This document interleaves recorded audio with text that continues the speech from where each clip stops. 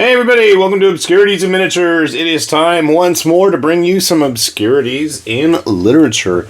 And probably over the next few doses over the following Fridays, we might have some larger videos because I've had some stuff starting to pile up that all kind of relates to each other, and I wanted to spend some time going over some of those things. We'll start with this one though, Ryota-H. So, unfortunately, when I see a big capital H with a lot of artist names, it has certain implications, and I'll be honest, I stayed away from their art for a bit because I made the assumption that with an H in their name, you know, their work is going to be of a more decidedly adult nature, for lack of better descriptions. I'll let you fill that in with your imagination. But, and even looking at the cover here, she is dressed, just quite scantily. I figured, oh yeah, that's where we're going. But then I kept stumbling across this particular book.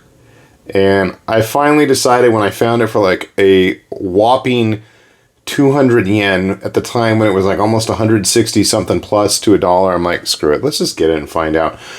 And I can't be more thankful and happy that I was wrong. Let me make that clear. The name, the decidedly lack of proper clothing on the cover is not going to be what you're seeing mostly in this book. You'll notice there's no barcodes or anything at all anywhere. That's because this was actually self-published. This is available at one of the many comic markets at some point back in history. I don't even know the year on this thing. I'm sure I could probably find it. But it's not really important because I know there are other copies of this out there for a nice, reasonable price. And if any of the artwork you see in this video is of interest to you, I highly recommend take a look for this stuff. Because right away, immediately upon opening it, I'm greeted, if I can remember the words correctly, to just some nice, big, full-page spreads. And a lot of this stuff is coming out of Sega's Three Kingdoms card game stuff. And I feel like I should do a video again on some of those card games because unfortunately I have uncovered so many various books of nothing but the art of these various games that Sega, as far as I know, even continues to produce to this day, despite there not being much of a market for them outside of Japan and maybe other parts of Asia possibly. These are obviously very Japanese in their design, so they came from the Sengoku war games. There's also plenty of stuff from their Three Kingdoms games in here of various characters. We're getting into Avatar Drive. I've never even heard of the game. But plenty of character designs from various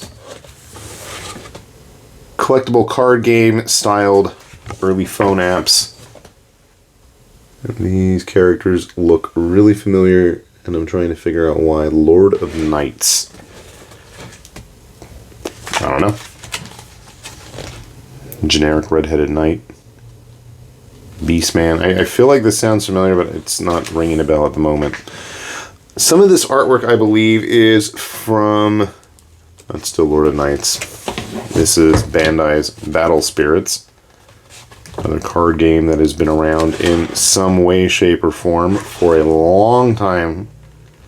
Not that long, unfortunately, in the English-speaking trading card world. It's kind of nice to see some of this stuff blown up. One of the major protagonists, Cyber 1. I don't even know what that is. I assumed it was something related to Battle Spirits, but we've got the same looking kid with various giant elaborate dragons.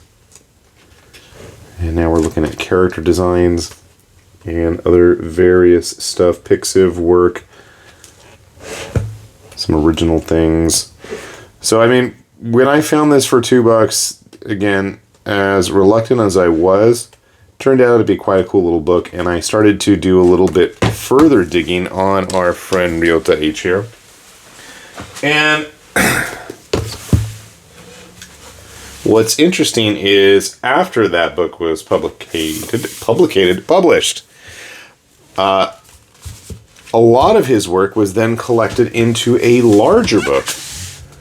This Ryota-H artwork and drawing techniques. And unfortunately, I don't seem to have learned my lesson from the first book, which I figure was a bunch of borderline porn stuff. Not that there's anything wrong if that's what you're looking for. I wasn't particularly. I've always been a big fan of, like kind of trading card game art, which there's a ton of in here. Skipped over a lot of it because some of it is in this book. And as I was saying, I just figured artworks and drawing techniques, it's going to be more of a how-to book, and I wasn't as interested, despite the fact that it's a much larger book, both in page number and just the sheer size of it.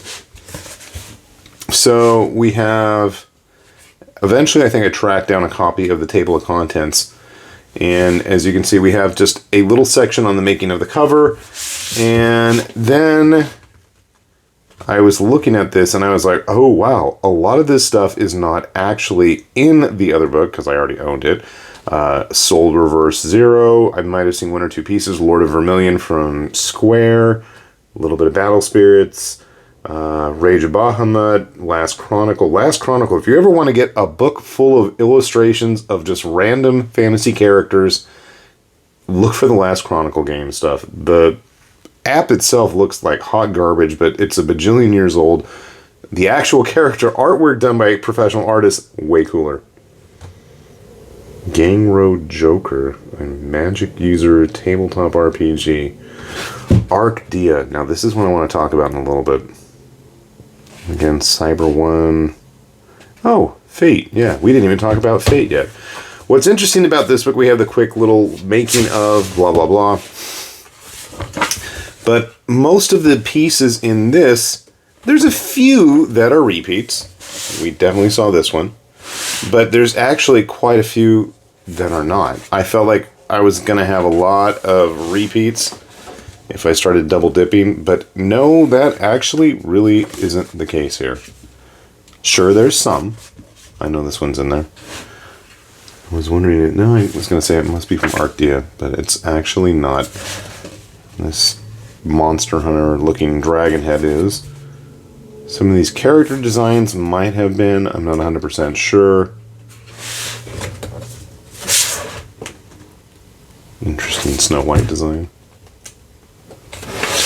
Some of these, I could tell you are, some of these Three Kingdoms, Samurai era, warrior stuff. There's a lot that wasn't, which is always cool to see. I particularly liked his Lord of Vermilion work, but I like Lord of Vermilion artwork as it is. Now, these pieces for Rage of Bahamut actually are from a manga that Ryota-H drew. I don't know if it's ever been translated. Couldn't tell you that. This is the cover of Arcdia, and unfortunately, for a very, very, very, very long time, there was nothing available about it online, so I had to do some real digging and actually found the manga. And you can go search for it. If you find it online, kudos to you. I never found it.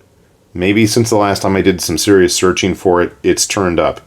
But at the time, and even before I found this, as far as I know, there's only 2 volumes. I could be wrong if there's more. We'll look at it in a little bit. It was news to me. And a lot of original stuff. This Cyber 1, Lord of Knights. Oh yeah, and this guy. King Hassan. Why does he look familiar? Oh, maybe it's the fact that the actual game art for Hassan here was done by Ryota-H. He is the designer. And I wish it wasn't so sunny right now. The glare is kind of coming up on the book. I don't think he did Ibuki. Excuse me. If I recall correctly, he is actually the designer of both Hassan and Bonaparte, but I'm not seeing Bonaparte showing up. So chances are, if you come across any illustrations of Hassan... Oh, there's the man now. Now you know where he came from. And then, as I said, here's the whole art technique. I mean, it's fairly lengthy. There's a nice little interview and a discussion about a lot of the material in the book. And then some interesting other pieces to go follow up on. But I was pleasantly surprised, and again, every time I come across his stuff, just seems to, not click with me at the time I first come across it. So these, as I was saying, I have not found anything on the internet about them. And you'll see we have giant monstrous people fighting each other. And we are going to go into bioorganic mecha machines, having to fight them. Pacing's good. Ryota-H's art has always made me kind of think of a similar artist, Lack. I don't know if you guys are familiar with Lack. If you're not, there is the Arcdia, I believe it was called. You can see it is very much a Guyver-esque machine. But unfortunately, it doesn't spend a whole lot of time active in the book itself. The comic is a lot more of a political drama with flashes of action, and when we do get action, it looks really nice. Ryota-H's pacing is quite good. Designs are really cool, but, if he's designing fake characters, that's not really all that surprising. But I figured I got it really cheap. It was a decent deal. But the story seems to end on a cliffhanger, and again, it's very much a political intrigue type story.